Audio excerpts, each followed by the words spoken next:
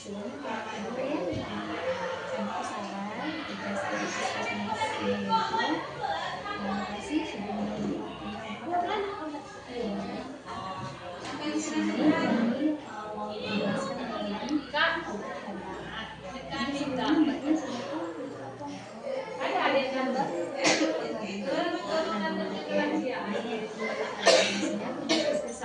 obat herbal? Nah, apa itu obat herbal?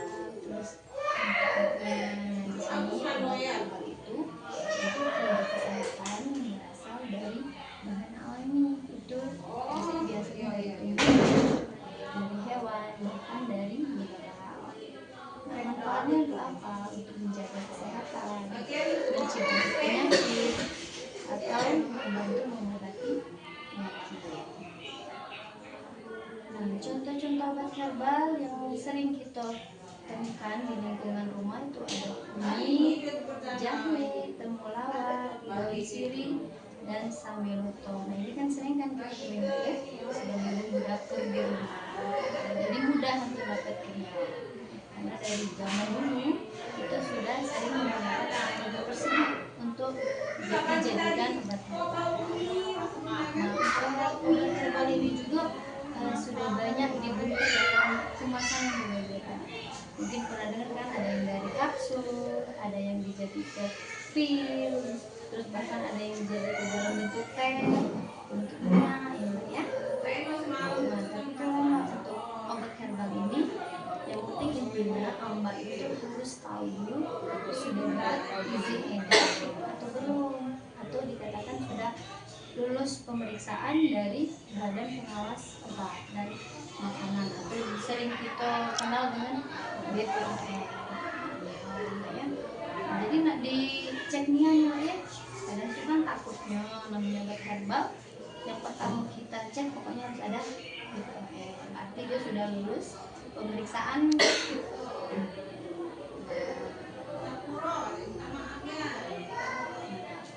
Kalau seandainya pada saat kita beli obat herbal terus belum ada izin BPOM, itu bisa dikatakan obat herbal yang ilegal.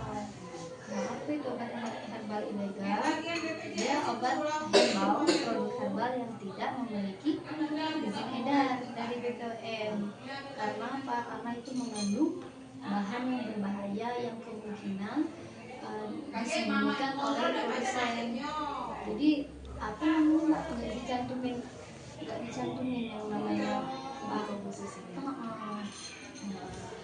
biasanya kan obat-obat herbal yang ilegal ini biasanya sering dijual di e-commerce ya, di sosial media. Nah, itu biasanya apalagi Shopee kan sekarang mudah kan dapetin obat-obat yang di luar pengawasan dari dokter itu mudah. Nah, jadi hati-hati nih yang pemilihan obat herbal ya. Karena kalau seandainya kita mengkonsumsi obat herbal yang ilegal, itu takutnya apalagi digunakan dengan jangka waktu yang panjang, itu bisa menyebabkan penyakit lah.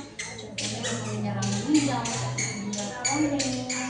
Karena kita tidak tahu ternyata ada bahan kimia yang tadi kan, atau diabetes, jantung. Nah, itu benar-benar harus dicek ya, jangan sampai kita terpengaruh. Misalnya kan adalah tetangga yang datang, misalnya kita lagi di enak badan nih, tetangga datang, oh ya aku kemarin cocok beli obat ini, nah itu jangan langsung percaya ya. Pokoknya benar-benar harus dicek kemasan dari produk herbal tersebut.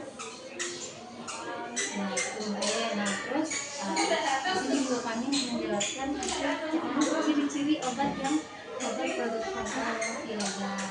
Yang pertama itu pastinya ada izin tadi ya. Yang kedua itu kemasannya rusak, jadi meragukan. Ibaratnya itu kayak apa ya, yang benar-benar tidak pasti lah, gitu ya mbak ya.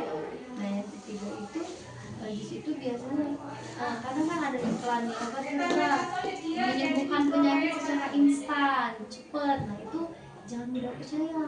Biasanya kalau obat herbal namanya terbuat dari bahan-bahan alami, itu pasti membutuhkan waktu dalam proses penyembuhan, tidak langsung instan. Karena kan kita tergiur ya, yang namanya pengobatan, namanya kita sakit pengen cepat sembuh pasti kan. Nah itu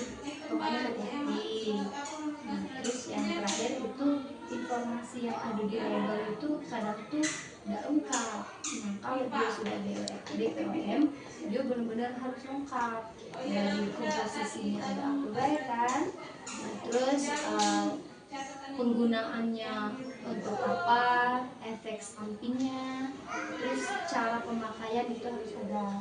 Yang terutama itu expirednya itu harus ada. Itu yang namanya. Berarti kalau memang itu diproduksi sudah ada semua, berarti itu sudah legal ya. Kurang lebih itu yang saya menjelaskan mengenai obat herbal. Mungkin selama ini kan memang sudah sering ya dengan obat herbal, tapi intinya kami tuh ingin menjelaskan bahwa karena sudah banyak obat herbal terkadang disalahgunakan oleh produsen. Jadi karena sekarang itu banyak memang pasien itu lebih percaya dengan herbal, benar ya. Nah, tapi itulah takutnya disalahgunakan oleh produsen, padahal dia menambahkan obat kimia tetapi tidak dicantumkan di komposisi gitu. Nah itu yang sangat berbahaya ya. Nah mungkin untuk penjelasan tadi sedikit menjadi pengetahuan. Dan di sini juga kami ada website. Jadi website ini memang benar-benar memberikan informasi dari obat herbal, pengenalan, bahayanya, terus bagaimana cara mengecek. Nih cara mengecek obat herbal itu dianggap atau tidak, ya. Nah di sini bisa mbak ini kalau dicek ini di sini kalau mau baca-baca ini juga bisa lewat ya. Nanti di sini mbak bisa langsung ke e-booknya ya. Terima